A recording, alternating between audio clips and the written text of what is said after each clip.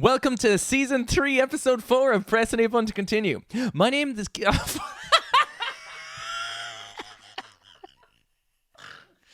I fundamentally can't.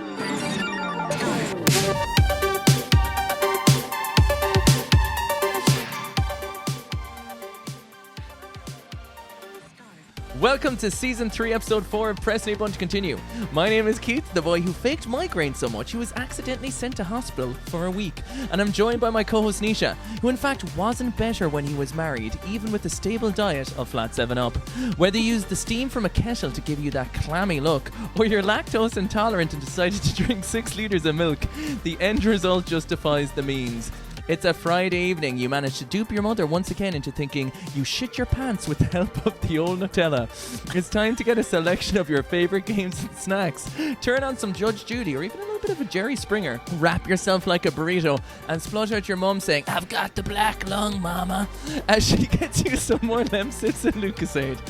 That's right. Today we are talking about those sick days at home. Whether you were faking for a launch of Halo or you genuinely were dying. But whatever you do, don't get addicted to the Benylin for kids. Welcome to Sick Days. Very good, man. Mm-hmm. That's possibly your longest intro, yeah? And you Did you think so? It seemed long. Oh yeah, I actually, full disclosure, I was writing that at the end of stream today because I ran out of time and I was getting some. I was like, give me some buzzwords. People are like Lemsip, you could say it's 7-Up, you know. I dropped in just as I saw Gingy saying, tell Nisha something about you are sick, so you couldn't write the intro. Yeah. Or troll Nisha saying you're sick, yeah. so you couldn't write the intro. Fake the sickness on in. But we were thinking about this idea, and obviously we had the schoolyard stories as episode 1, and we were kind of thinking about, the sick days. And very recently I've been playing a lot of PS1 games that are strange and wonderful and really remind me of sick days, like Digimon World. There's something about when you pretend to be sick and you're kind of forced to play some weird back catalogue of stuff that's like under your couch or something, you know. But yeah, so we're all about whether it's like, the real sickness, the fake sickness. What was going on for you, man? Tell me your stories. Man, I have a few memories of this. So me and my older brother Aiden are only like a year or two apart, so we were in secondary school or primary school together, and I can remember a lot of this. So basically, like, if Aiden was off sick, I just refused to go into school because I was like, if he's getting a day off, I'm getting a fucking day off. Yeah, it's like, this isn't fair. I'm having it too. And it worked the same way. So if I was off sick, Aiden was like, nah, fuck that. I'm taking a day off as well. And wait, did you go to the same school? Yeah. So how the fuck were they? Like, why are you always both sick at the same time? It's like, we both have gonorrhea there, sorry, but I fucking can't. So I do remember all the days of if one person was staying off sick, the other one. But here's this weird thing that me and Aiden used to do, right? So we'd try and sleep in, right? So, say if for some reason my mum's alarm clock didn't go off and she didn't wake up for work or something, or maybe she was off work for that day, me and Aiden would try and stay in bed because we knew once it got to 9 o'clock, once it got to 9 a.m, which is when school started, if she woke up after that, we were like, we've got the day off. She'd just be like, fuck it, you can take the day off. So I can remember like so many times, man, the two of us lying, like we'd have bunk beds, and like I'd look over and look at him and he'd be like, shh, put his finger up his lips, it's like, sketch, don't move a muscle. And, like, the stress of us lying there waiting until 9 o'clock, and then I can remember so many times where like it didn't happen very often, but that we actually got the day off. But I do remember it worked a few times, but I remember like so many times where it would get to like 8:45 and then you just hear, oh shit, out of the next room, and my man like, fucking get up, you have to go to school, and we'd be like, fuck. Yes, it reminds me of that the equivalent of when your teacher's late for the classroom and everyone's like, man, do you remember that? And it's like, and all the rumours start going. Yeah, it's like, I actually heard she fucking got knocked down by a bus, lads, when she was outside earlier. It's like, no way. It's like, I actually heard her brother got scabies and she, you know what I mean? Yeah, it would be swirling. It's like, and everybody like, did you see her in the staff room? Did you see her? Like, and oh my god. Yeah, man. I had the world's most thundering cunt of a maths teacher, right? Oh, really? Like, used to come in, slam the books on the table, like, boys, everyone sit down. It didn't matter if it was sweltering heat, you were forced to put on your blazers, and we had it after PE. So after PE would be in the summer and she'd make you put on your blazers and all this shit. It's crazy shit. She used to make kids watch the class through a window when they were bold. Literally outside the door and watch the whole thing through the door in the window. You just have to stand there. Try and pull a sickie, man. Yeah, exactly. Fuck that, man. Do you know what I mean? I ran out of space in my homework journal. I pulled so many sickies. Like literally. Oh, really? Yeah. Do you know when you're my parents? The notes at the back, man, of your fucking journal. They'd have to, or at the end of the week, to be like a sick note area, and they'd have to write. And it's like, I remember then at one stage, like, I used to be doing it so much because I genuinely did have migraines growing up as a kid, and I used to vomit from them. Like I used to be in fucking agony with them. But also, like you, I'd be like, "Oh, mom, I think I'm sick." She'd like, "What's wrong with you?" It's the migraine again. And then you'd be like, she'd go away to like confer with my dad or something, or like think about it, and I'd be waiting, and she'd be like, "Don't let me get up." She'd like say, "All right, so you can stay there." It's like, "No, look, you have to go in," and I'd be like, "No." Because when you set yourself up with the false premise of an idea of heaven, of freedom, and then you don't get it, it's so much worse, man. It's tough. Man, you know, something literally just came back to me, and I don't know why when I was prepping for this episode I didn't think of it, but every Sunday I'd come down with what my family dubbed Nisha's Sunday sickness, because every Sunday around 6 o'clock I'd be sitting there watching The Simpsons, and I'd be like, I don't feel well, I don't need to go to school tomorrow, and my brother and my mom would be just like, fuck off, will you? Oh man, how depressing were Sundays. Every Sunday. How your homework mightn't have been done. Like, there was definitely a period when I first went into secondary school that I fucking hated it, right? So I was like, fuck this. And like, again, I was an in-between or whatever, it was fine, but I was just like, compared to primary school, I was like, this isn't it, man. I don't like this at all. So I remember the first week of school seemed so long, and then I was like, oh, fuck this, I'm not going in. Like, do you know what I mean? I was the same. Not ringing in sick, trying to get so many days off. And I do have lots of memories of pulling it. I remember like getting sick, obviously, and having to be off, and it's shit because you feel like shit. But you can still sit there and watch telly and feel a little bit better because you're at home and you're not in school. But I remember the odd day where I'd actually get away with it. You'd pull a sickie and you'd be believed, and you'd be like, oh yes, fucking video games. I do remember me and Aiden sitting there one day playing Super Mario Bros. 3 on the NES. And I just have this image in my head of myself and himself sitting at the end of the bed with our CRT TV and our fucking NES there, and just playing Super Mario Bros. 3 all day, making cheese toasties. Fucking man. See, you're lucky because I had two older sisters, right? So they would go to a different school and would never be sick at the same day. Like, do you know what I mean? So like, it was a case of like, I would be left to my own devices. Now that was kind of the way anyway, because I'd have my own little gaming space and I'd kind of chill out in there. But it's really nice that you have that memory of kind of like, making having like a comrade to go through the sick day with. Yeah, makes you feel a bit less guilty. I also remember the first time I ever rang in sick to work for a video game. So I was living in a house with 4 of my friends, right? And we were all renting a house, and it was a bit of a party house, bit of a session house. Yeah. And I had an Xbox 360 at the time, and then I got a PS3, right? So I got a PS3, and we'd no internet in the house. So what year? I'm gonna just check now. What year did Call of Duty Modern Warfare 2 come out? I'll fucking say 2009. Well, no, I want to guess. I'd love to know what the answer is, though. Don't forget, you have a laptop in front of you as well. You were literally just slagging me over this on your kick screen about me looking at my phone. When you have a full keyboard and a big display in front of you that you can type on. But whatever you're comfortable with too. I mean, that's literally me just busting your chops. You know what I mean? Like I technically don't think it's 22. No, that's the new modern. Okay, so. You gotta say Modern Warfare 2. Yeah, with the same thing. You see, why did you use your phone? You fuck. 360 release date. Fucking on. Sorry. We should do a quiz of game release dates. That would be so fun. Yes. I like it. That's actually a great idea. Yeah. 2009. 2009. Got it right. Yeah, I moved out of the house then. Yeah, and while I was living in the house, I got the game and I loved it. And I was just playing through the campaign. I wasn't playing online, obviously, because we'd no internet in the house. And I played through the campaign a few times and I loved it. And I always heard people talking about playing Modern Warfare online. And I was like, gosh, I'm never going to fuck them. I really enjoy the campaign. I don't need to play it online. And so I moved out of that house and I moved in with my uncle. And he had the internet. And he was a gamer. He had a PS3 at the time and he was a big PC gamer and stuff like that. So we had really good internet and I was able to hook up to it and I started playing Call of Duty, man. And fucking hell, when I tell you I got hooked on that game. Oh, Holy man. shit. The whole thing is serotonin buzz because, you know, then the bullets hit something, it goes, Yeah. Oh, yeah. and you see the Yeah. hit markers and you're like, oh, Yeah. fuck, it's like, oh, like, I can only relate to Halo. It's like double kill, triple kill, overkill. It's like, Yeah. the UV's online, and then it's like launching the airstrikes, and it's just like fucking Kilimanjaro in your asshole, man. It's a fucking, it's a whole thing.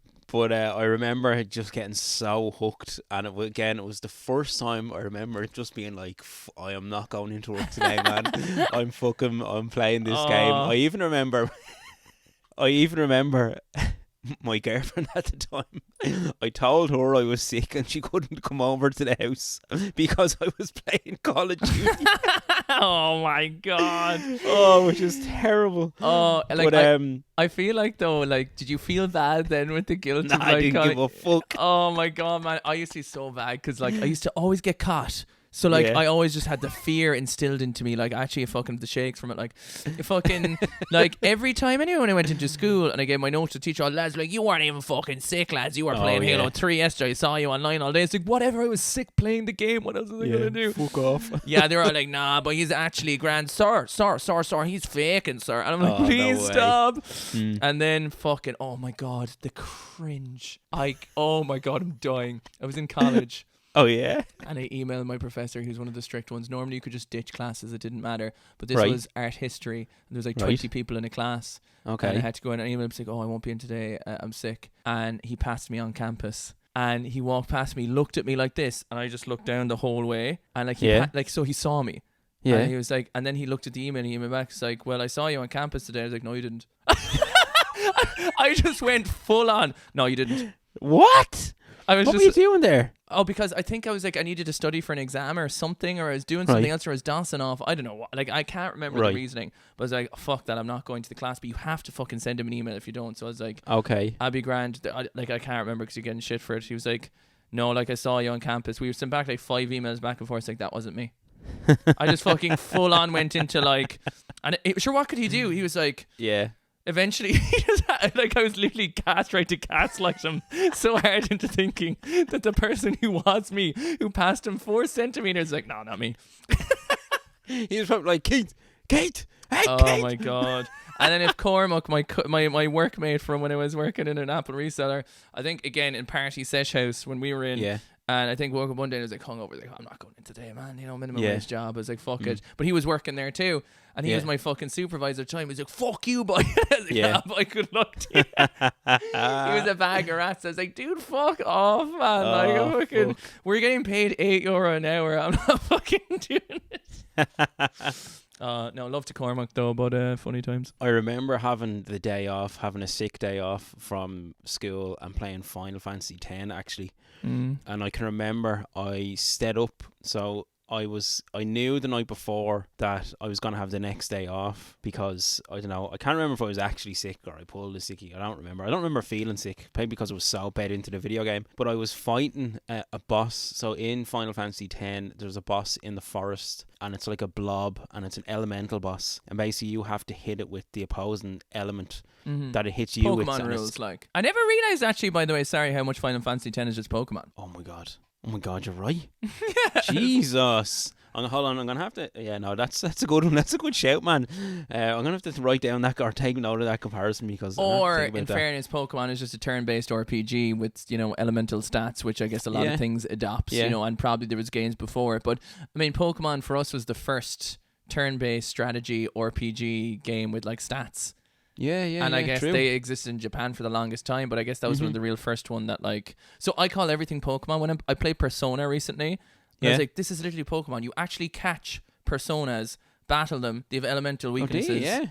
Persona's fucking amazing, by the way, Persona 5.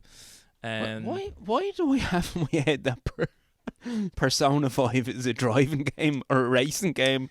Oh, Is there it's like something? Project Gotham Racing or like fucking like pee in the vroom vroom. Toxic some masculinity reason and the I have- men's need their little pee-pees. For some reason, I have Persona 5 as a racing game in my Mhm. head.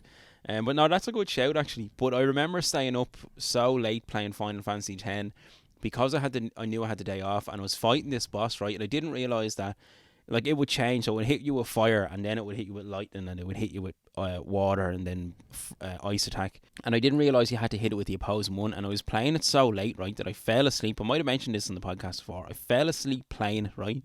And the next day that I was off, so obviously everyone else went off to work or wherever they were going. I was in the house on my own. I woke up. The PlayStation was still on. I fell asleep. The controller was beside me. And I just woke up and just kept playing. So I just kept playing. Like a fucking, you sound like a fucking like drug addict just saying, well, I just woke up in the fucking bin and I was like, well, I kept on drugging. Like, I swear, man, I can remember waking up like with the controller there. I'm obviously just fell asleep. I don't remember falling asleep. The game was still on, just kept fucking rocking, man.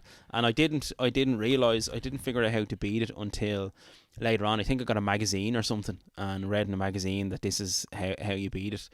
But yeah, I remember that, and I remember like playing it so that the morning I woke up, I was playing it for hours and hours and hours that day, and I couldn't figure out how to beat it, and I ended up just having to turn it off and fucking, I don't know, I was playing something else or something. But I do remember that, staying up so late and then falling asleep and waking up and keeping going. I had a sick day for the launch of Halo 3, but it was nice. It was like my parents let me have it.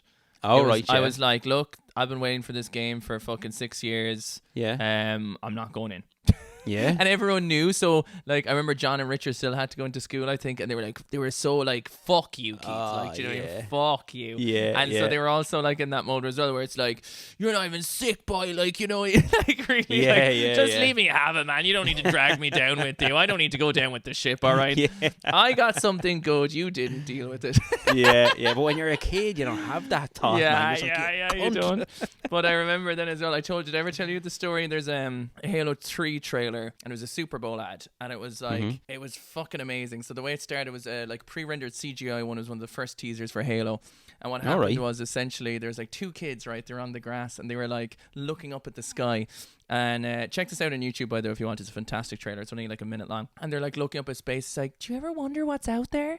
It's like, I don't know. What about you? It's like, do you think we'll ever meet them? Like being like, you know, other space creature. And then it goes, yeah. And it cuts to a war-torn PTSD like scene, and like Master Chief is there, and it's like bum, bum, bum, bum. And it's like what's happening is all the brutes and the elites are coming in, and all the ships are coming around him. He's like bum, bum, bum, bum. And he's like, not yet, or something, and he grabs the bubble shield attachment that comes from Halo 3, and he throws it onto the ground, and he does this like the sick pose like this, and the whole bubble shield goes and it goes around him.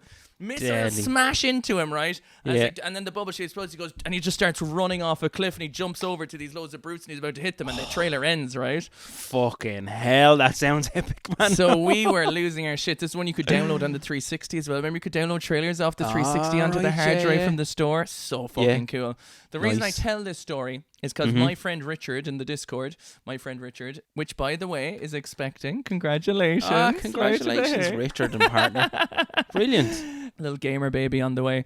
Deadly. So he was in school and he was like recreating the trailer. Yeah. And he was like, and then he did the thing where he got the bubble shield, he put it down, he did the pose, and Richard struck the pose. And I heard rip. And we were like, what the fuck was that? And he literally like was frozen in the pose, right? Like a stone, like beat red.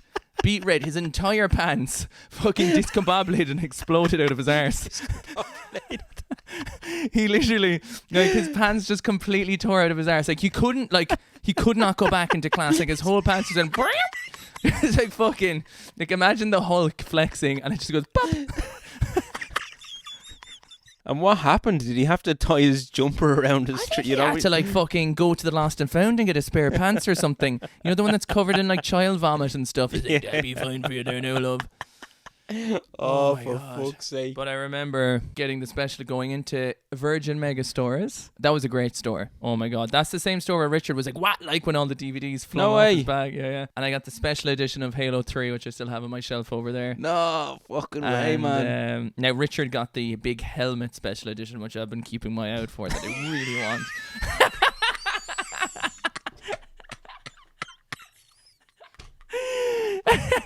I'm sorry.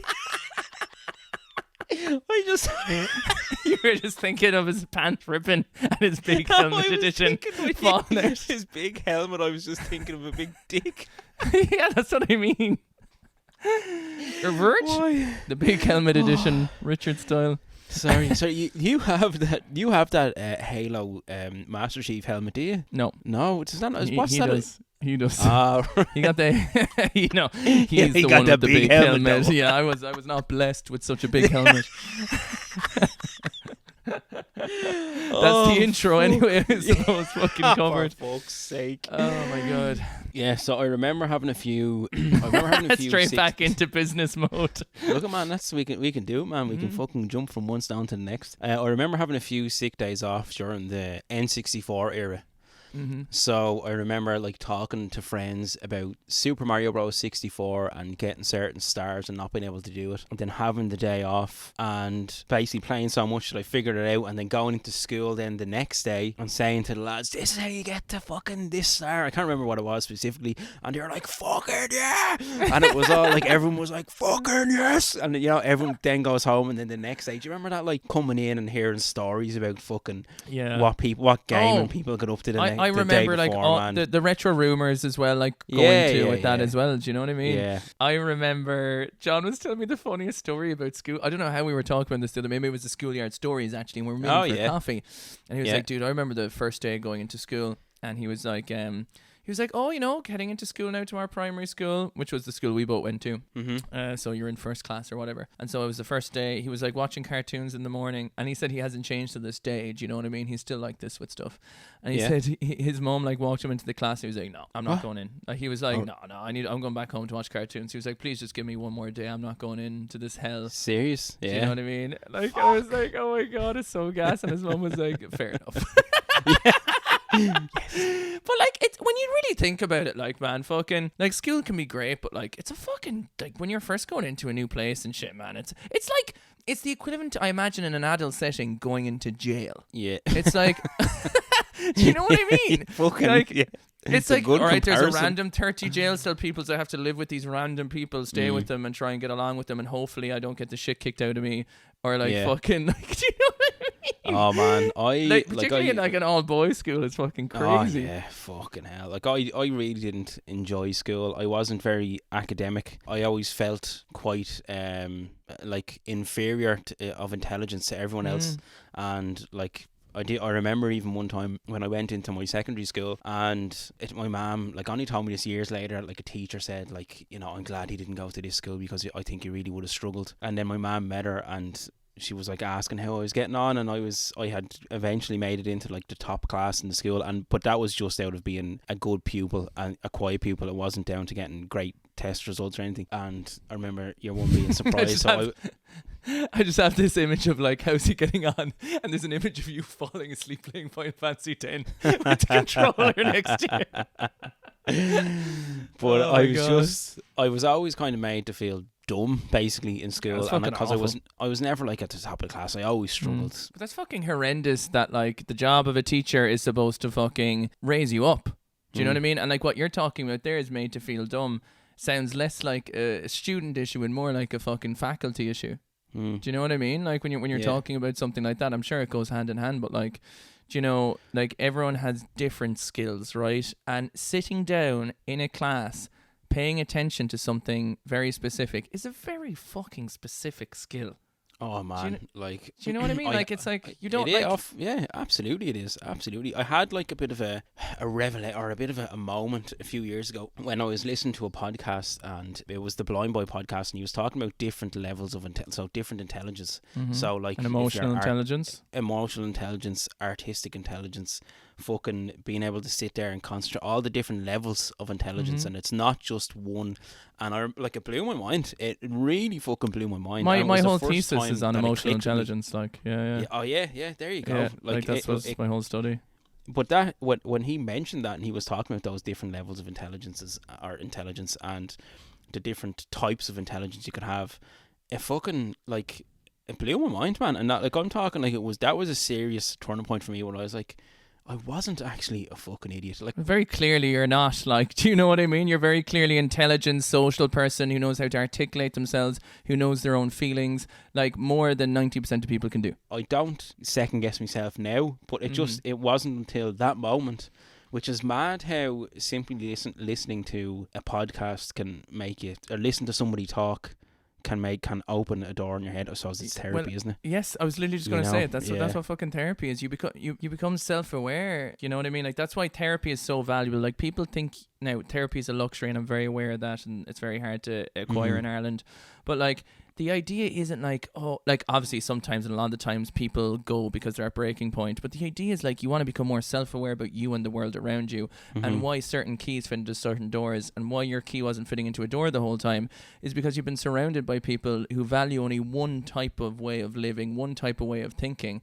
And if you find you're not fitting into, like, your key doesn't fit into that fucking lock, like, it's a very systematic thing. Do you know what I mean? It's like emotional intelligence. In my studies of doing it, and there's Daniel Goleman has a really good book on emotional intelligence, and he says emotional intelligence is far greater indicator of success in a life than standard intelligence, right? So then learned intelligence, because it's all about observation, it's all about being social, it's all about being aware of your emotions, it's all about now, and you can learn these skills too, and you can get better at them if you're someone who's not naturally gifted as emotional intelligence. Do you know, if you're someone who's more practically minded, like I have worked with people throughout the years as a therapist whose main goal in life was to be more connected with their emotions, and when all was said and done, they were masters at it. Do you know what I mean?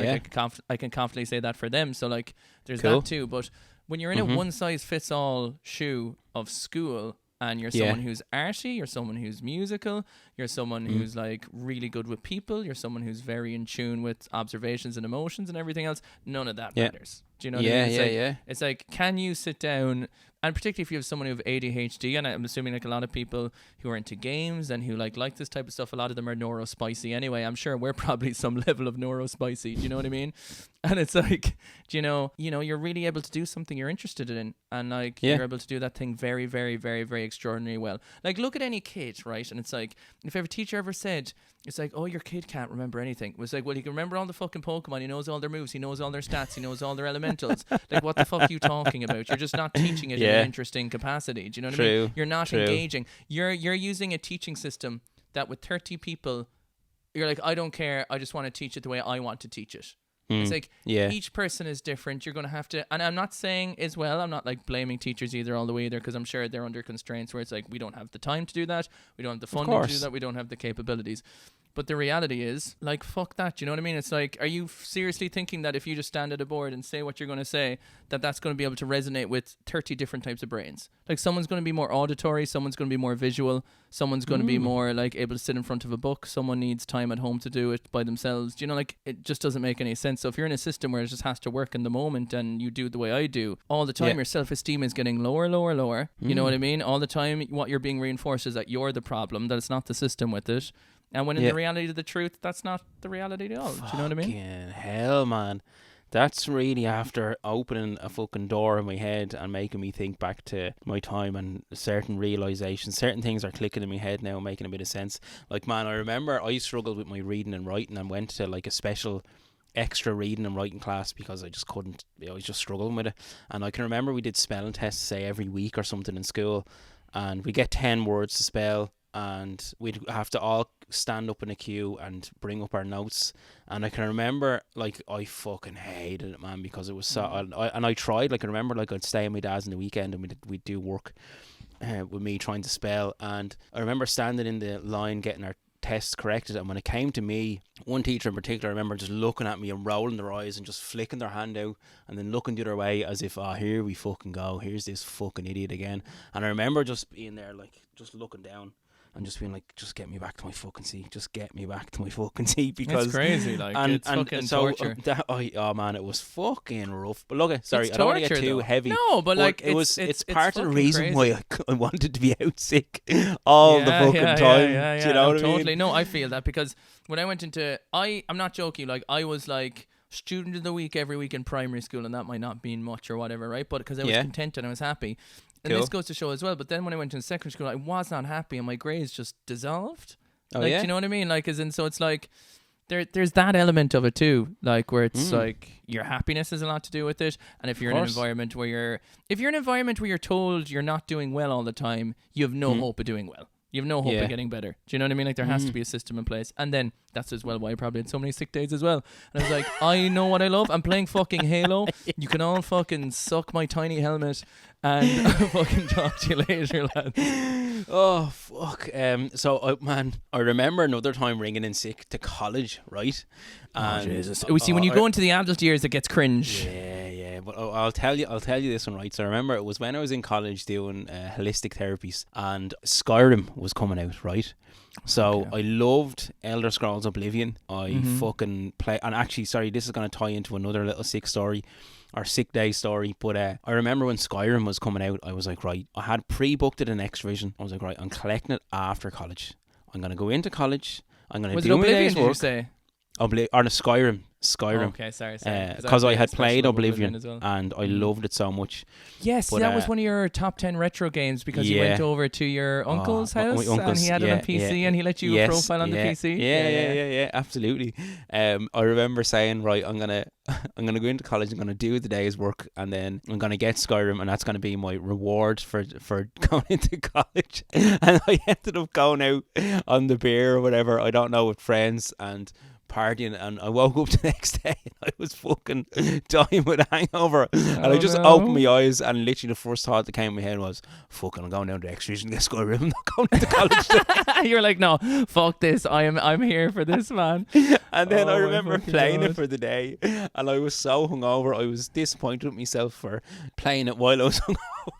I know, man, you couldn't enjoy it. You couldn't enjoy it. You had the but I ended up fucking Skyrim, man. What a fucking game. Like, oh my God. But that is time back to, I remember having a sick day, and when I was living with my granny's, and my uncle went off to work, and sure enough, he had his gaming PC, man. And look, I could only get in there when he was in work or he was out. Now, to be fair, he had created a profile for me and loaded up some games for me in that way. He said, you can look, always feel free to come in and game when I'm not there. I remember being off on a sick day and just playing through Oblivion, or playing Oblivion, and just being like, oh, you know, when you go into like the dark world, or you go into the hell world or whatever in Oblivion. And I remember just sitting there in the PC and just being like, this is fucking amazing. Oh man, it was Oblivion. So fucking good. I have so the special good. edition over there if you want to see of Oblivion. It's fucking... Oh, like it has man. a little coin. It has a DVD, making of DVD with it. Does it? Yeah. Yeah. Like shit, a lot of the man. special editions in the 360 era were very like DVDs. So Gears of War had a making of DVD and an art book or whatever. But I'm gonna put this out there. I way prefer Oblivion over Skyrim. Do you? Yeah. I do. I think it's a bit of a Vice City San Andreas conundrum, right? Skyrim is probably objectively maybe the better game, but I'm a man who appreciates a bit more simplicity, but it also had the sense of adventure of the big world anyway. And I felt like it was something that I could kind of enjoy the ambience in the world and the characters a little bit more. But I know Skyrim is the more beloved game by a mile. Right. I think I go with Oblivion as well. I can't remember, what did I pick from, did I pick Oblivion in my top 10? Oblivion, yeah. But I think you were trying to go down the retro route, and then you were like, well, Oblivion's a retro game. It's like Oblivion's on the 360, Anisha, with the wireless controller, DVD, fucking slapping on in. The Last of Us is not a retro Fuck game. you fucking rancid bastard.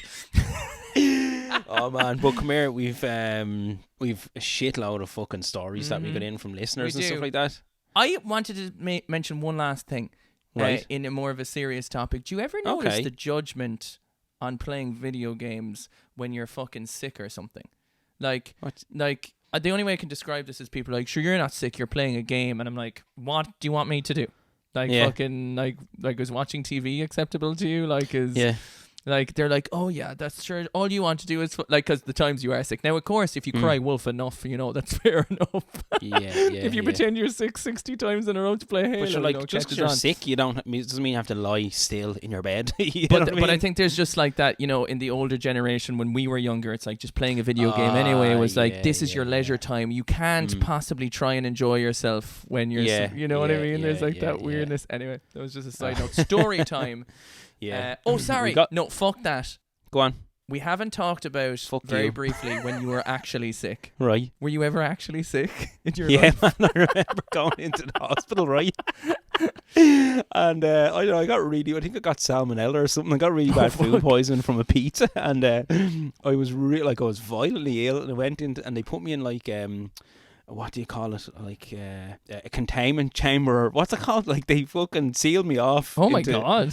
Into Yeah, like what was wrong with me. like no, I know what you're saying. Like you were I in a was gonna bubble, fucking basically. Start 28 days later virus or something. Yeah. And but anyway, I remember my granny came in to visit me, and they said I was okay to go.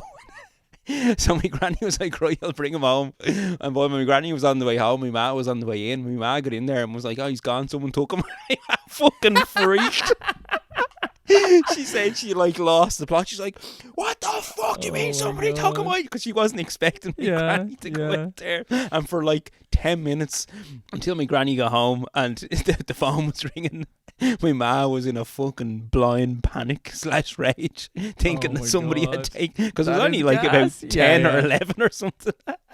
Oh my god! Oh, for fuck's dude, sake! I have such a funny one. I remember like the first time I had diarrhea as a kid, because I remember just smelling eggs, and I was like, "There's something violently wrong with me." I was like, "What the fuck is going on?"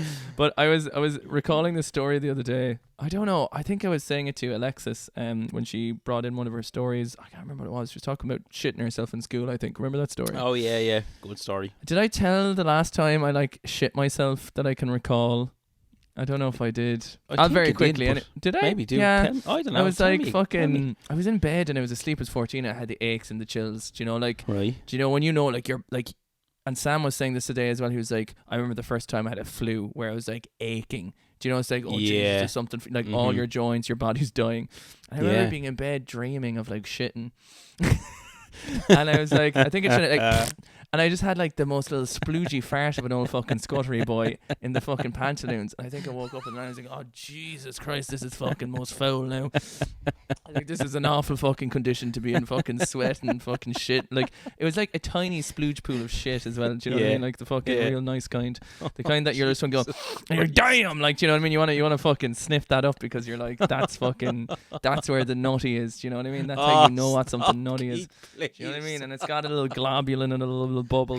But anyway, so I was like, oh fuck.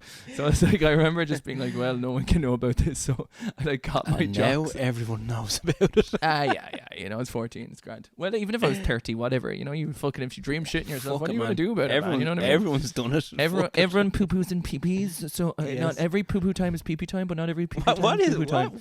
Where did that meme come from? Not every because have you okay, if you if need to shit, you're going to piss a little, right? Oh, like so every poo-poo time is pee-pee time, but every pee-pee time is poo-poo time. Makes sense, yeah. It does, man. It's fucking. We call that fucking hard facts, Nisha. Anyway, so I put that fucking shitty thing in the bin. I put it in the kitchen bin in the hopes that no one would ever smell it or see it. Oh Jesus Christ! But I did wrap it up in another bag though, so it's fine. You did. Anyway, you double bagged it. Segue me. We need to fucking move on. Right. So before we get into our listener sick day stories, a little sorry. So Keith's laughing hysterically here because of something I said. But I almost fucking died. It's like a little bit. Before we get into our sick day stories, Keith, we have hit over 100 5-star reviews on Spotify, man. Fucking, which means nothing really, but I think it's cool to get over 100 5-star reviews. You know I what I mean? am going to fucking hard disagree with you. I'm going to say it means a whole fucking bunch, baby. Okay. Because 100 5-star reviews of anything, even if it's a fucking hotel, I'm fucking booking it, man. You go onto Yelp and there's 100 5-star reviews of a property, you better believe I'm using that place to fucking like have the best wank of my life. So I want you to use this space to have the best wank of your life as well. Yeah, you're a mental wank. Or a physical one, whatever way, fucking whatever a floats mank. your boat. But yeah, thanks to everyone who listens and has rated the podcast. You can do it on the Spotify app on your phone. For some reason, you can't do it on the website if you want to do it. And we got another one on Apple Podcasts as well. Actually, I just noticed. So we now cute. have 3 on Apple. I've noticed we're on 240 plus followers as well, which is cool too. And we hit over 5,000 listens as well, which is a nice little number there. So, Yeah, I just think there's some nice numbers there. There's some nice milestone numbers, which is pretty cool. So I just thought I'd give them a mention. And then just before we get into it, we'll just do a quick shout out maybe for our next episode, and our special guest that's going to be on the podcast is none other than Once Upon a Quest. Emma Slade, if you're listening. Yeah. YouTuber doing like long form let's plays. I was watching. I can't say any spoilers, man. And I'll say you were watching The Last of Us Part 2. And fucking hell, it was intense. It was intense. It was I have intense. I have a lot of questions. I have a lot of conversations. I'm curious to know about the whole YouTube side of things, and about the very like reactionary content, because it's very different being a streamer to being a YouTuber, because you're far more engaged in what you're playing, and you're far more connecting with yourself when you're playing it, because I'm constantly connecting with chat. You know what I mean? So like that always kind of pulls you. So I'll very rarely play a very deep, heavy story game, because I feel like I'll miss it a bit too much. Do you know? Right. Yeah. That makes sense. Because I'm always trying to kind of entertain a little bit in the live setting, but it's very, very interesting from that. So I'm looking forward to that. But speaking of looking forward to, we got some goddamn sick stories coming your way from the community. We do. Do we diddly fiddly do? Do we damn diddly fiddly, and the cream of the crop of the cream? Do you want to do this? Because I'm just going to inevitably make this Tanisha show and start talking. It's true. Do you want me to read out my ones? Are the ones that I have? It's very hard to combat you when you get into Nisha mode. It's like trying to beat a goat who's hornier than God on top of you. Like, do you know what I mean? It's like for some reason when I hear the Nisha show, I think of Mary Majora saying it, because she always says this isn't the Nisha show or something. Yeah. She said it on the episode. Oh yeah. She was guesting on as a meme. Which or do you want to back and forth it? Do you want me to read them I mean, look, I am, like, my theory is, it's good to get a little back and forth, but sometimes like if you feel you need the space, fucking, you know what? Why don't you just fucking say what you have to say, Nisha? Why don't you just get it? Right. Now go on, you start, right? You want me to start? Yeah, go on. Fuck it, yeah. Right, go on. Okay, super nerd Azzy, fellow member of the Steamies as well as the Preston Bund continues. Cool. Nice to have you. Well, you see, the only time I would ever get to play the SNES without my brother hogging it was when I was at home sick from school.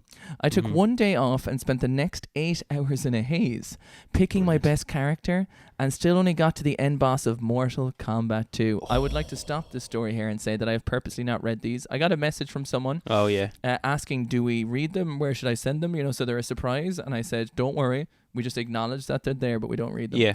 Yeah. Anyway, so the end boss of Mortal Kombat 2. About 4 times before he came home. Other days, it was Ultimate Kickboxing Champion and some nice. Super Mario World. You're a bit of an old fucking Rocky Balboa man yourself on the GameCube, so. But I hardly ever got an excuse to stay home, so I'd have to fake it once in a while. The time I stayed home and beat all the Pokemon Stadium 2 and finished Ocarina for the first time were pure magic. Why don't you fucking show me, man? Oh my god! Deadly. There's some nice memories, man. Of nice games, you know. That's what I mean? a hot Frankenfurter. Do you know what I mean? That's like fucking really long donk, long silver. Imagine your like first time finishing fucking Ocarina of Time is when you pull a sickie and you're like, you get to envelop yourself in the whole day where everyone's left you alone. They assume you're dead to the world, and you just absolutely slay it. I love it. Fuck yeah, man. Jesus Christ. I'm trying to think back to when I remember the first time that I finished it. I don't. I remember the first time seeing the ending, which was at my friend Richard's house. Oh yeah, because it was not so long ago in the grand scheme of things, wasn't it? Well, the first time I saw the ending was when we were 14 and Richard spent 7 years playing the game. Can you imagine how important that is to him, that it took him a whole 7 years to play it start to finish? Like that's like a complete lifetime of memories. Talk to Richard about this. Yeah, well, I said we must have him on the podcast, obviously. Yeah. He's the most obvious person we should have on with the amount of times fucking right, that we've said the stories. Yeah, 100%, yeah. Absolutely. Or I could just we need to, you know what we should do? We should do a podcast where you get your friend group on and I get my friend group on in different times and just leave them slap it in. That's a fucking great. Do you know, actually, I had an idea of getting someone on. So one of my friends, John Paul is his name, but we call him Jumpy. He used to play video games, and I was talking to him about it'd be interesting because he's not into gaming at all at the moment, but it'd be interesting to get his take of. Because I remember he fell out. Yeah, what he liked lost the playing interest in. Earthworm Jim and Gargoyle's Quest are the two games he always mentions when we talk about video games. It'd be interesting to get his take on it now because he's not into it. So that's actually a really good shout, man. Yeah. Right, I have one here from Chris Zanfan. Yeah. So again, Chris's sick day story is. So my sick day story, back in like December of 2003 or 2004, I get a call from my friend asking if I was working that night. I work grave shifts in brackets. I said I was, and she told me to call out because a new arcade, oh my god, had opened earlier than it was supposed to. I checked my schedule and saw I was working with a bunch of people I couldn't stand in particular, so I called out of work. Me and my friend go to the arcade and have a blast for like 4 hours until she got home, or until she had to go home. I get home and get a call from another friend from work who was already off the night shift. She said if I was off and I told her I called out. Wait, so we went out to. She said she was off and I told her I called out. So we went to grab a few drinks and check out Christmas lights in town. While we were out looking at the outdoor mall, looking at the lights, who do I run into but the woman from the staffing office for my job? Oh, not this again. Not what happened with So college. I literally ran into the woman who just 6 hours ago I told had raging shits with a pint of beer in my hand, no less. We make eye contact and she starts laughing hysterically. She comes up to me and goes, I didn't see you, Merry Christmas. Needless to say, it was a sick... That's a legend. It was a great day to call out sick. Sick days can happen in your 20s, 30s and beyond. Take advantage. Let me of give them. you... I did great. Sorry, Chris. Thanks. Fucking beautiful. Little known fact about me, I did a little mini managing business degree. And Did you? I did. And Nice. to my repertoire of pieces Or of when paper. did you do that? Sorry. I used to do a night course when I was working in retail in the Apple store. right. And I used to go there once a week and you do like a night course and you have your exams at the end of the year. Cool. But just claim Force Majora, you know what I mean? Just say the word Force Majora like it's a Pokemon. And it's like, go, Force does that Majora, and just live your days, you know what I mean? What does it mean?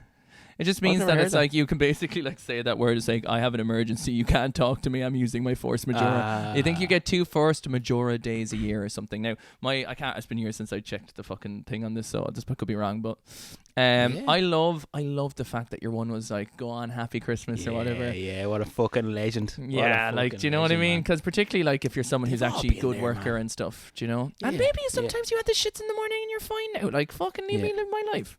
Yeah, you know what I mean? That's a cool person. That's a cool person. I was about to jump into another story there. I was about to run away myself. Isn't it amazing? It's amazing. It's amazing. It's some sort of disease. Go on. The next one is from Miss Hammy Miss Hatzer, the Secretary of State of my entire monopoly. Miss Hatzer has changed her name to Miss Hammy. Miss Hammy on Kick. Well, it's a funny story because I think it was Alexa started calling her Hamster, and then we started all getting into like, and then she has hamster emotes and stuff that she's from somewhere else. And then it was funny because there's founders badges on Kick like there is on Twitch, which is like the first 25 people who sub get a special badge next to the name, and you can only get it if you're the first 25 people. Oh, cool. And so Nice. someone in my community gave Miss Hatzer a sub thinking like, oh, here he goes. But Miss Hatzer's like, no, I wanted the founder's badge. So she had to create a new account called Miss Hammy. No way. Resulting in the new land of the living we're in right now. But I love Miss Miss Hatzer, Hammy. whose birthday is the 9th of August, and I would like to tell you, she Yes. got me Rugrats Search for Reptar on the PS1, and we'll be sending it over for a little bit of action. No way. So thank you Deadly. very much for that. Oh, that's so nice. She has some photos accompanied with the story, but she said, I was a very sickly child when I was a young'un. So I often stayed at home from school, but I vividly remember staying home in my gym jams. So I love the way it's written. Sick as can be, but playing on my brother's Sega Mega, playing 2 games. One was called Cool Spot, which kind of looks like, from the picture here, a Kool-Aid man. Imagine, just for the listeners at home, it's kind of like a red M&M with sunglasses on and a Sonic hands coming out and kind of Sonic feet coming out of him, okay? Cool Spot. And the other one was Shadow Dancer, which looks like the Crystal Maze. He wouldn't let me play it usually So with me being sick was the only chance I could. I was also pro on Shadow Dancer, and I don't think Deadly. he liked that. Wrapped up in my blanket and gaming while eating chicken soup and hyper from Lucasade. Oh, fucking nice, man. Just Stories wrapped like up that all just make you snuggy, want having to your be just a soup. fucking innocent child, don't you? Yeah. Oh, fucking lucky bad kids don't realise how fucking lucky they are. Oh, it's crazy. I still do weird shit like that. So sometimes when I'm in bed and if it's raining outside, I like feel like I'm extra safe and cozy, and I'll be like, nothing can harm me. I'll literally be in the bed in the Yeah. morning, and I'll be like, and I'll be wrapping up, and I'll have like be rolled like a burrito. And I'm like, if I don't have anything to do, I'm like, nothing can get me. Or like, I Yeah. remember when I was younger, I used to imagine when I was going to sleep that my bedroom was a spaceship.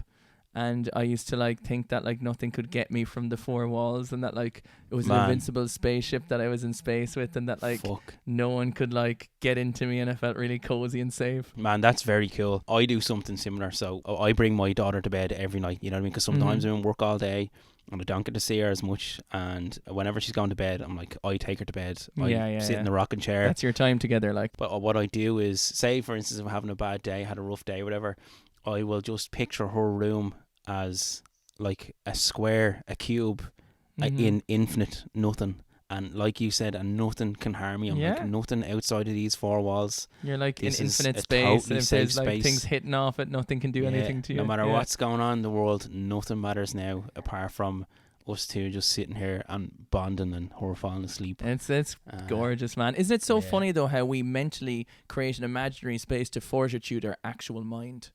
Like yeah. we literally project the idea of what we want to feel, and then we feel it. Yeah, man. Like, It's look, fucking- is that a mind over matter type thing, or is that, does that what I play think it into is, it's actually like I don't know, it's like creating a safe space in your head, and then you're creating a safe space in your environment, and like you're using visualization to make it real. And I think Yeah. it's very powerful, very powerful. Do you know what I do with I have a really bad tinnitus, and so I have a constant ringing in my ears or in the middle of my head, say, Mm-hmm. because it's like a phantom noise. It's not a real noise that my brain has created because of certain follicles or something are damaged in my hearing. But what I did was, when I first got it and I was trying to kind of deal with it and cope with it, I imagined it as like a ball, right? And I just pictured this ball of energy, and I was just pushing. So for the viewers, I'm like pushing against this ball like I'm holding a football, and I'm just squashing it down. Yeah. I'm squashing it down, and I'm squashing it down, and it makes the sound go down and down and down until it's much, much smaller. It's still there, but it's much manageable. And then I'm just hold that ball of energy, and this is all in my head. And it But works, this is man. again, For this me, is therapy. it works. Yeah. This Fuck, is man, like this episode is going deep. no, but like this is what it is. Like when I'm talking to people, say like, "What?" This is the equivalent same thing. If like I'm like, you feel rage, where do you feel it? Like I'm in my chest. It's like, don't tell me what you're angry about. Describe to me what the feeling is. Describe to me what you imagine it in your chest, and it's like. Could be like it's like a fucking like it's tight. It feels like it's a fucking bull. Like you're constantly, because visualizing your feelings and your emotions, or you know, I'm the same thing when I can't sleep. I imagine blackness, and I imagine I'm in a void, and I can focus on my breathing to calm my brain down. Like all of these things are actually understanding yourself. It's like it's you having power of trying to put yourself in the driver's seat of your own brain. Yeah. You know what I mean? And that's what like therapy is all about. It's trying to put you in the driver's seat a little bit to understand that not every thought that comes into your brain is right, that not every feeling you have is a genuine response to something in your environment. Sometimes it's just triggering from something else. And you know, there's all those different things, and it's just so fucking interesting. It's like It is, man. It's Oh my really God. fucking cool. yeah, like Jesus, man, I fucking love when we get to, like, how do we end up here talking about fucking shit in our pants to get into this kind of thing? I fucking love doing this podcast. it's juicy, baby. It's juicy. it's so Just good. very quickly, Dinner Dog just responded to that. It's not a story. He said, "Flat 7-Up better than any antibiotic." And if anyone who's international doesn't understand, the only Irish medicine that was available to the public was taking 7-Up and pouring it between two glasses until it lost its fizz. Whether your leg was hanging off you, whether you had terminal heart failure, Bit the of only Vaseline, option in the flat DOS. 7-Up. What's in IV drips in hospitals in Ireland is flat 7-Up. And he said, mix with a bit of Calpol, be grand. Yeah. It's not a joke. There's literally phrase, No. sure, you'd be grand before you're married, and you'd literally like both your legs would have been fucking literally amputated, and you're like, I don't think I'm going to be fine. Hence the intro. Have some flat 7-Up. Brilliant. We got one in from another podcast called, and this name is so fucking good. The name of this podcast is so good. It's a D&D podcast called Dungeons and Naggins. Very good. How very fucking good is that? But because I posted a question on Instagram asking, and they wrote saying nobody was sick but Galway College second year house, no Wi-Fi, so we got a PS2 and San Andreas. That's it. That's all they said. Kept it simple. PS2, Like, San I'm currently Andreas, playing man. San Andreas. Yeah. And, like it's an endless circle of joy and soggy biscuit loving. Man, what a when I saw you, when I was watching you play and you went in to get a tattoo, I was like, fuck, I fucking totally forgot you could get tattoos in that game. It's man, I used to love getting a BMX and just cycling around. Like, we have the idea of the podcast that we're going to do called The Art of Being Bored.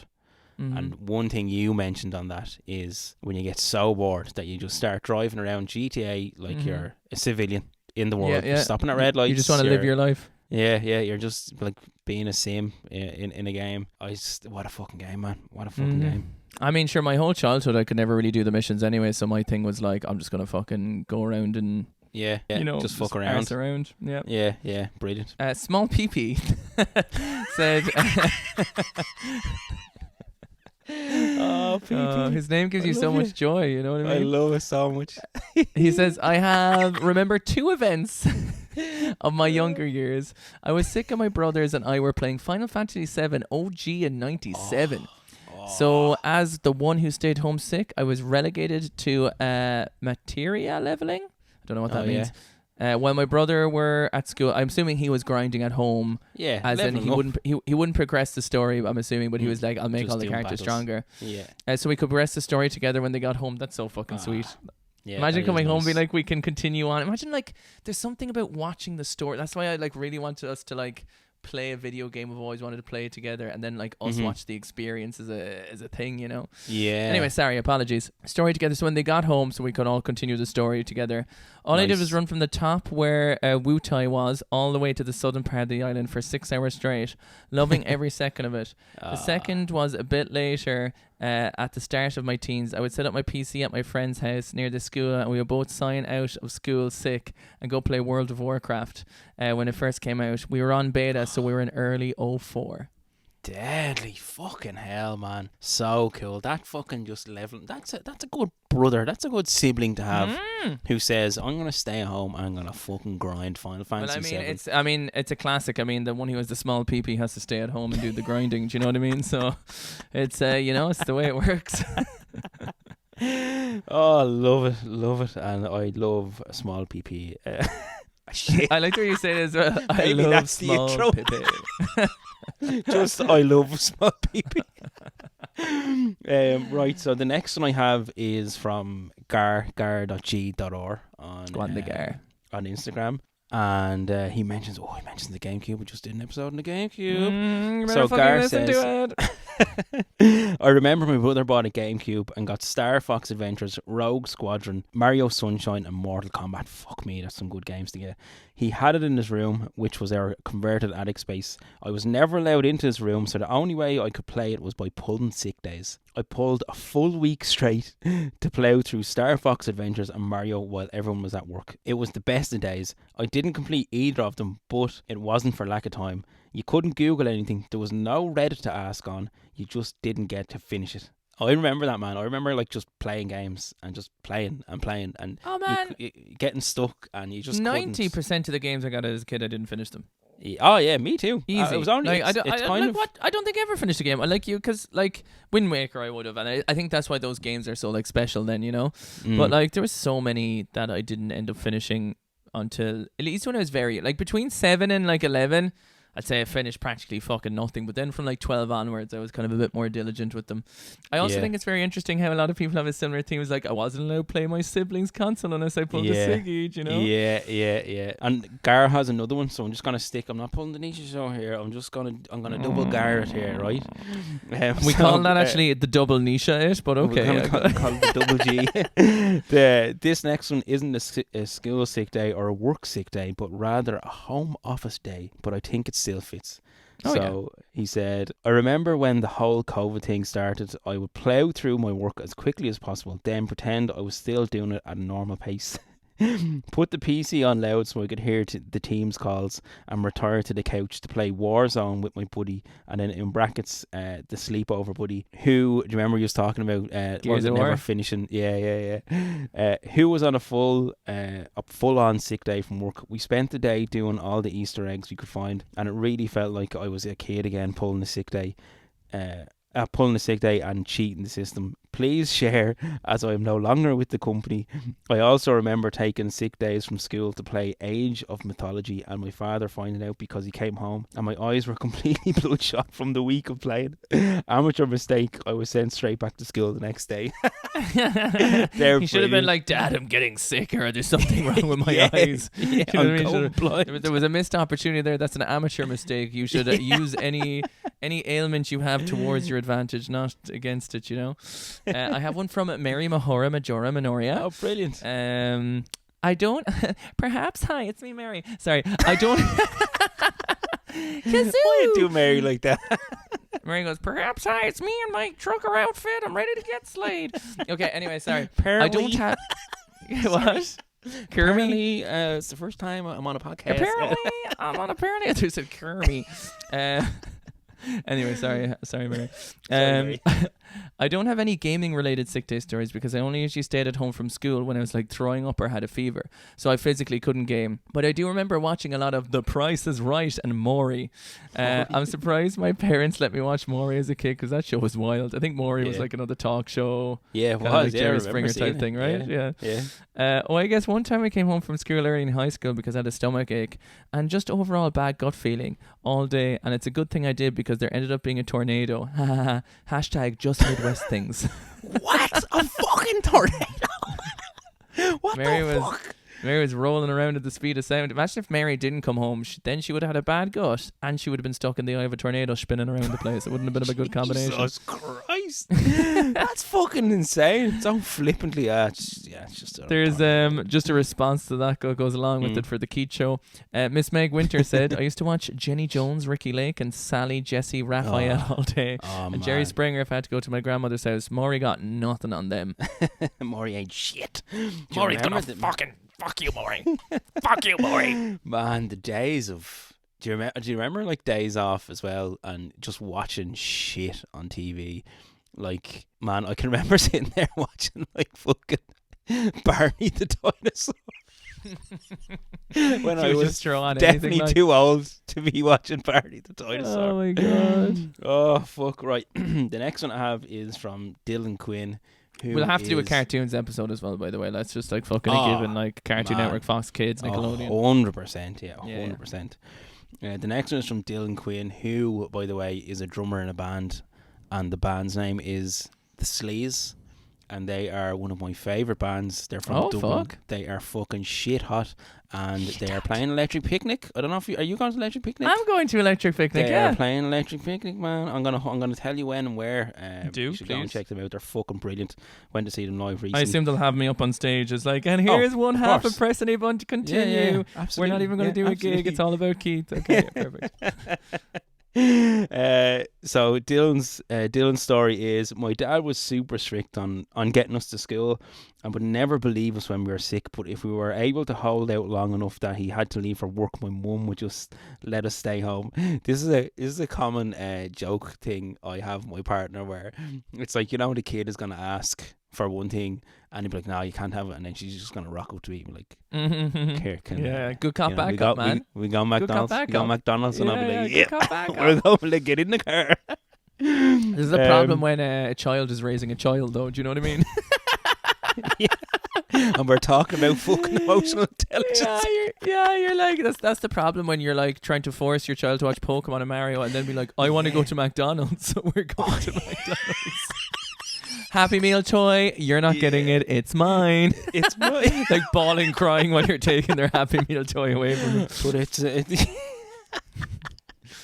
oh fuck, right, sorry, I'm going to start Dylan's one again.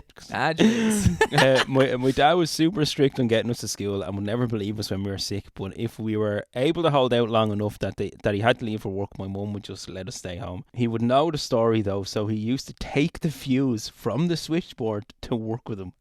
What he didn't know is that we had a second fuse. As soon as he left, we would just sub it in. Our mum would just warn us when he was coming home from work, and we'd pull it back out. I love the way mum is on team kids. Yeah, 100%. Really underhanding the parenting technique, but still hilarious. Yeah. What he also said was, I guess she just didn't want to be without electricity all day either. Yeah, fuck that. And then he says, I have a twin, and we shared a room growing up, so whenever we were sick together. We'd set up a couch fort in the playroom and play 2-player co-op games all day, like Call of Duty, Gears of War, Halo. Love a good sick day. There you go. Dylan's brothers in the band as well, the Sleeves. Check them out. Electric Picnic. Ooh. Sorry. Some shameless plugging there because they're a fantastic band. Ooh. Oh no, 100%. I'm all for the plugs, man. I'm all for that sweet peg in action. So Game Raider from Paddy, Mr. Paddy Game Raider said, finally getting around to writing one. Also, how's Dermot? How's Dermot from his baiting? From his baiting, he got whipped so hard that he says he still doesn't walk straight. I actually have pictures of me and you with Paddy at Gamerfest, and we'll post them online. Do I make sure we're looking hot in them at least first before they go anywhere. So for context, I gamed a lot at my bedroom using one of those really big CRTs that was in a cabinet. I know the ones, the little glass doors in the front. It was given to me and my brothers from my grandparents. My granddad smoked a pipe, so it had a distinct pipe smell from it. The smell of tobacco launches major nostalgic memories now. This paired with a proper armchair in the room. Jesus, he was living like a whiskey boy when he was like fucking a kid. A fucking rocking leather armchair, big CRT giant cabinet with the glass on in there. Fucking fun boy. Good times. So that's the setting where I was playing my games while I was too sick, in inverted commas, to go to school. But in 1998, I was loaned Tomb Raider 3 from a friend at school with his memory card, as he wanted me to complete it and get him all the levels. In hindsight, I don't know why level skip wasn't used. I'd imagine it was maybe a lack of interslice back then. This is we're going into higher knowledge here than I know what we're talking about. Interslice that dick. So I'm also, the real question is, why did he want you just to finish the game for him, like if he's not going to see any of it? But anyway, I mean, props to you, you get to continue on. So yeah, I remember being poorly, and then only remedy was playing through the godforsaken temple runes, which terrified me back then. I'll give an honourable mention to Croc also, as I remember a sick day just playing through the desert levels also. I would like to just point out, Paddy, you love Tomb Raider. I don't know how a physical person plays that game. It's the hardest game I've ever touched. I've been still chipping away at it, and I can never get used to the controls. Oh, really? When you press up, it takes 4 seconds for that to register. So like you're playing a game of future where you're just like, you're hoping that everything that goes in, it's like, I don't know, it's fucking crazy anyway. But dude, the imagery of like the fucking smells with nostalgia too. Like I had a mini fridge up in my room that used to just be filled with Tenora, which is this orange lemonade made in Cork. And like one spilt in there, and anytime I get a smell of like Tenora, I'm transported back to a moment in time. Deadly. I guess it's time to interslice into the next comment. Slice that dick. The next one I have is from Daryl Thrift and Flip 4Gamers Pod. They had a new they had a new pod out with their kids as well, which is cool. Yeah, they do. I'm looking forward to listening to that. So Daryl I was under a lot of peer pressure and went mitching, which is going on the hop, which is playing hooky, skipping school. But one day turned into 2 days. Then I couldn't get a fella to write me a note, so it ended up being a week. I got bored and just decided to stay home until my dad showed up. I was stung. I said I was finished early. They didn't believe me and rang the school and asked the wrong question. They asked, was I in school today, instead of the proper question of, when was the last time I was in school? They wrote me a note saying Daryl wasn't in because he was sick. And what helped me was they didn't say for a particular day. So I got away with the whole thing. It was a blessing in disguise. I got caught. I don't know how it would, or I would have ended it. And then he also said to me, I messaged back, and he also said that he only told them about it recently, or a few years ago, that he actually took the whole week off. Man, that's fucking gas. That is gas. Yeah, they were like, "Fuck yeah!" That's so good though, man. That it's like, you know. Like when something, like I had the opposite effect, as I said, like if I tried to fucking like rob a sweet from the fucking fridge, somehow like there would have been a fucking camera that caught me on fucking CCTV or something outside, while at the same time like fucking taking a shit on the floor or something, you know what I mean? I would just be fucking caught for anything. Like Delta Sapphire said, I used to be sick and at home a lot from school just so I could play games, honestly. Lol. One of the most memorable times though was I faked having a fever by going to the bathroom early in the morning and running in the thermometer we had under some warm water and got a temperature of 101.7. My dad always kind of knew that I was lying, mainly because he was a police officer, but basically just went along with it. He's like, sorry, son, we're going to have to arrest you under section 317 of lying to a parent. You will never see the light of day again. I stayed home the rest of that day, though, and played Pokemon XD Gale of Darkness, which is a GameCube game, for hours with chicken noodle soup and saltines at the bedside, while all the little titty Mirror B music... Wait. At the bedside, all while the litty titty Mirror B music played in the background most of the time. I don't know what litty titty Mirror B music is. You don't know why. Is it some sort of Pokemon Delta, thing? you'll have to tell us. You will, yeah. Will you get back onto us, please? Thank you. Yes, Delta, please. I love it though. I like the way he was like, he knew you were lying, but you know, I like the stories where they're like, look, sure, you know, get a sick day every so often. Fuck it, sure. Yeah. You know, you're going to grow up one day and you're going to be fucking stuck in this big shit world. You might as well fucking take advantage of it. Do you know what just came into my head when you said that? Do you remember we were recording the Mario Kart episode, which was fucking season 1, like episode very early on? But you were talking about, but life's not fair, Billy, or you made a comment. I'm gonna have to listen back to that. It was something about like the blue shell and Billy being like, the blue shell isn't fair, and Nintendo's like, life's not fair, Billy. The blue shell isn't fair. You know what I mean? Something like that. Yeah. Gingy B Gamer, my sweetness, said, I used to fake being sick all the time. Back in 2001, I used to play a lot of Red Alert 2 when my mum was at work. She would know I've been playing games because the CRT monitor would get hot and she would feel the back of it. That is fucking... That's so clever. A fucking Sherlock Holmes style. That needs to be put in a book. A book from the 80s. I remember one time putting on an ice pack on it, hoping to cool it down before she got home. Away. Gingy, you fucking genius. Putting an ice pack on a fucking TV. Oh yeah. Oh my Actually, god. Wait. No, he's still a genius. That's he's fucking a genius. deadly. He's a genius, alright. Oh, go on, Gingy. That is the end of our stories for our sick days. Thank you so much. Fucking brilliant. For the submissions. They were glorious. They were brilliant. They were everything I hoped for and more.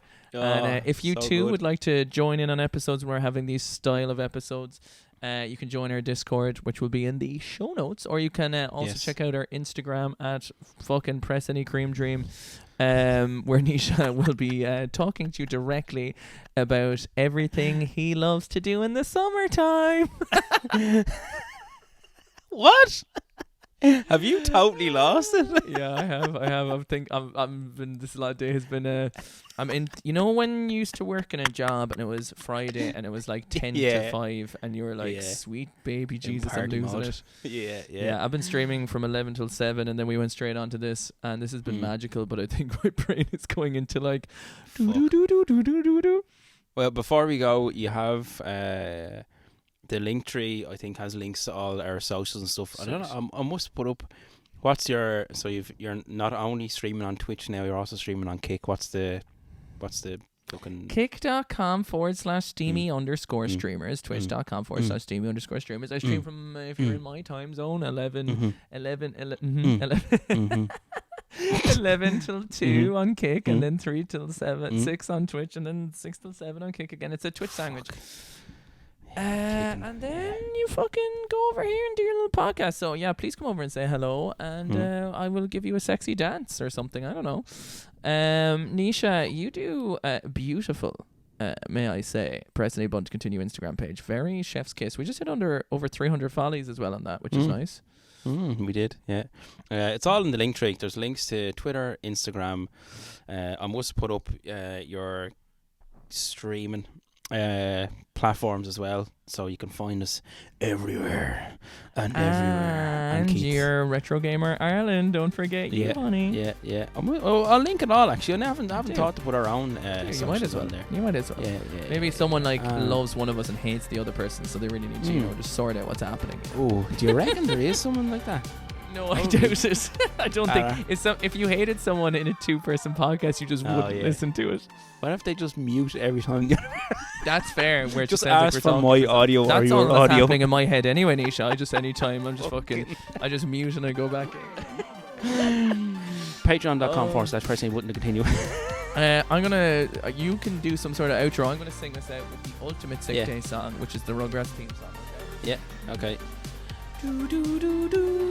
So if you enjoyed listening to today's podcast of sick days or sick day stories, I can't remember, whatever you enjoyed, if you rang in sick, if you had a cheeky day off, you were playing video games, you were watching Dragon Ball Z, I'm currently watching Dragon Ball Z, just finished the Frieza saga, oh, it's so fucking good. Yeah, share the stories with us again, even if it's a little bit later. Share them with us. We love to hear it. Lillian, what are you doing, Fillion? I don't know, Lillian. What's happening? What's happening, Lillian? Fillion, what are you doing over here, Fillion? Lillian, I don't even know, Lillian. But Fillion, what are you doing, Fillion? Wow! Keith, lost it. Wow! Fillion, Angelica, what the fuck are you